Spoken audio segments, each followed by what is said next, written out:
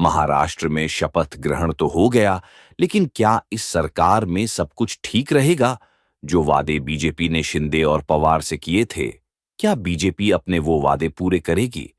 महाराष्ट्र की सियासत में इस समय ये सवाल जोरों से उठ रहा है। यहां तक कि शिंदे और अजीत पवार खुद भी टेंशन में हैं। वो भी भरोसा नहीं कर पा रहे हैं बीजेपी पर। और इन सब के बीच में एक बड़ी खबर ये आ रही है कि कहां जा रहा है कि अजीत और शिंदे के साथ बीजेपी ने धोखा कर दिया और अब शिंदे और अजीत ने हाथ मिला लिया है। तो आखिर क्या है? महाराष्ट्र में सियासत का हाल क्यों शपथ ग्रहण के बाद भी मचा है? हंगामा कब थमेगा? ये तूफान या फिर तूफान में ढह जाएगी? एनडीए की नई नवेली सरकार, इसी पर हम अपनी स्पेशल रिपोर्ट में करेंगे चर्चा। नमस्कार, मैं हूं अंशिता। महाराष्ट्र में देवेंद्र फडणवीस सीएम बन गए। अजीत पवार और एकनाथ शिंदे ने डिप्टी सीएम की शपथ ली। हालांकि ये सब होने में भी काफी लंबा समय लगा, लेकिन इसके साथ ही फडणवीस और के बीच सीएम की कुर्सी को लेकर जो पेच फंसा हुआ था, जो झगड़ा चल रहा था, वह झगड़ा खत्म हो गया। लेकिन कैबिनेट और मंत्रियों के नाम फाइनल अभी भी नहीं हो पाए हैं। और ऐसा कहा जा रहा है कि इसमें इसलिए देरी लग रही है क्योंकि इस पर भी अभी पेच फंसा हुआ है। बीजेपी, शिवसेना और एनसीपी कोटे को कितने कितने मंत्री पद मिलेंगे और कौन सा विभाग किसे मिलेगा, इस पर तस्वीर अभी भी साफ नहीं हो पाई है। ऐसे में मंत्रिमंडल और मंत्रालय के विभागों के बंटवारे को लेकर महायुति के तीनों ही घटक दल के बीच शहमात का खेल जारी है। महाराष्ट्र में 2.5 साल चली एकनाथ शिंदे की अगुवाई वाले मंत्रिमंडल में जो भी विभाग महायुति में बटे थे, क्या एनसीपी, बीजेपी और शिवसेना को वही विभाग दोबारा से मिलेंगे? ऐसे ही फडणवीस मंत्रिमंडल में भी क्या वही चेहरे होंगे जो शिंदे कैबिनेट में शामिल थे? ये बात इसलिए कही जा रही है क्योंकि शिंदे कैबिनेट में शामिल सभी चेहरे चुनाव जीतकर विधायक बनने में सफल रहे हैं। हालांकि इस बार के चुनाव नतीजों के बाद सीएम और डिप्टी सीएम का रोल बदल गया है। तो क्या कैबिनेट का भी स्वरूप बदल जाएगा?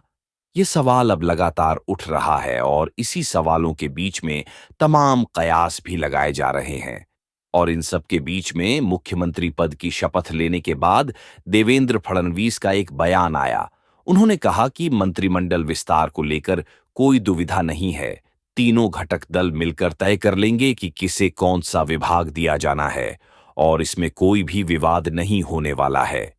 अब एक तरफ फटन यह कह रहे हैं कि तीनों दल बैठकर आपस में यह तय कर लेंगे कि किसे कौन सा विभाग दिया जाना है, लेकिन इन सब के बीच में दावा किया जा रहा है कि बीजेपी सहयोगियों के साथ खेल कर सकती है, यानी अजीत और शिंदे के साथ शपथ लेने के बाद खेल हो सकता है। तो ऐसे दावे क्यों किए जा रहे हैं?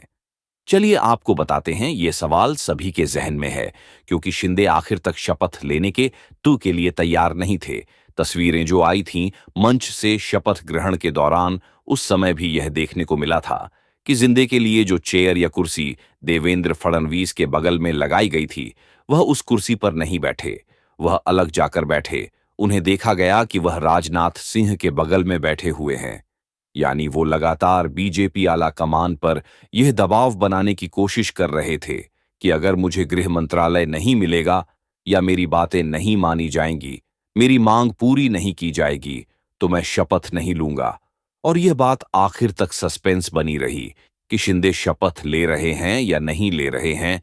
और जब आला कमान की तरफ से उन्हें हरी झंडी मिली, उसके बाद उन्होंने शपथ ली।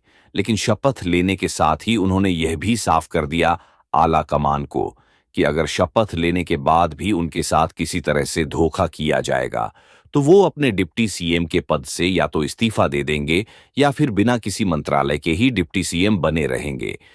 तो इस समय यह जो सवाल है वो सभी के जहन में, क्योंकि अब खबर जो आ रही है वो ये है कि बीजेपी शिंदे से जो वादे किए थे, बीजेपी ने वो पूरे नहीं करेगी।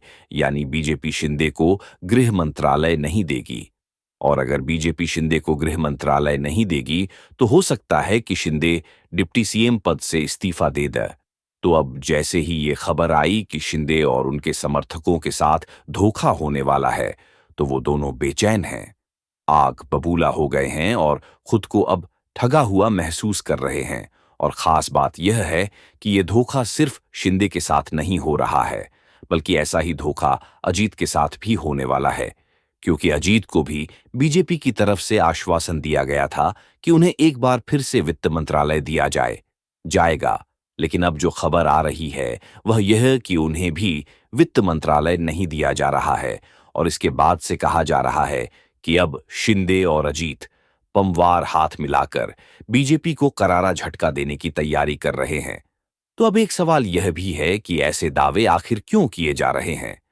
दरअसल महाराष्ट्र में नई सरकार का गठन हो गया, आप सभी जानते हैं, और अब महायुति के सहयोगी दलों के बीच मंत्री पदों को लेकर चर्चा चल रही है। और इसके बीच सूत्रों के हवाले से एक खबर आई है कि नवीस मंत्रालय का फार्मूला तय हो गया है। बीजेपी के कोटे से 20 मंत्री हो सकते हैं। बीजेपी गृही और फाइनेंस यानी कि वित्त भी अपने ही पास रखेगी। वहीं शिवसेना प्रमुख एकनाथ शिंदे को खुश करने की कोशिश की जाएगी बीजेपी की तरफ से, क्योंकि आप सभी जानते हैं कि शिंदे बीजेपी के लिए बेहद जरूरी हैं। और वहीं बीजेपी अजीत पवार से ज्यादा मंत्री इस बार शिंदे को दे सकती है। खुश करने के लिए सूत्रों के मुताबिक शिवसेना के कोटे से 13 मंत्री हो सकते हैं, और एनसीपी अजीत पवार के कोटे से 10 मंत्री हो सकते हैं। यानी यहां पर अजीत पवार को दबाकर बीजेपी शिंदे को खुश करने की कोशिश कर रही है। लेकिन शिंदे गृह मंत्रालय की मांग पर अड़े हुए हैं, वहीं अजीत पवार भी अपनी मांग पर अड़े हुए हैं और उन्हें वित्त मंत्रालय चाहिए। और इसीलिए कहा जा रहा है कि जब मंत्रालयों के बंटवारे की बात आएगी और जब बीजेपी इस बात का ऐलान करेगी कि वो गृह मंत्रालय और वित्त मंत्रालय अपने पास रख रही है, तो शायद हो सकता है कि शिंदे और अजीत दोनों ही बिफर जाएं और दोनों एक साथ हाथ मिलाकर बीजेपी को ही झटका दे दें। अब इस सब खबर के मुताबिक शिंदे और बीजेपी दोनों ही के साथ बीजेपी धोखा करने की तैयारी में है।